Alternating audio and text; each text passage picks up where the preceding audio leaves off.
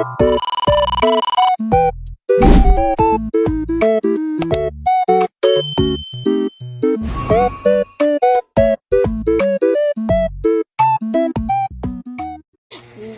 is me.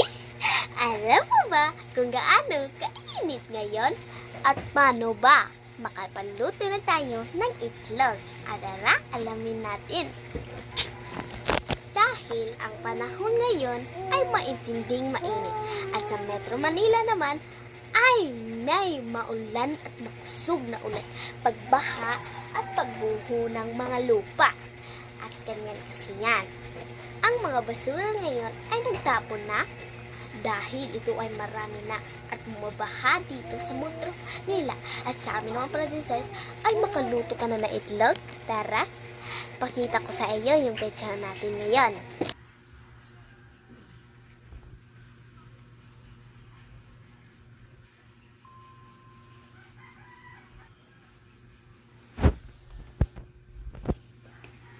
Diba? 4 na linggo at maitindi pa din ang pag-init sa amin.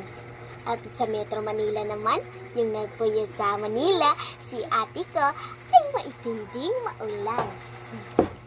Yan lang po.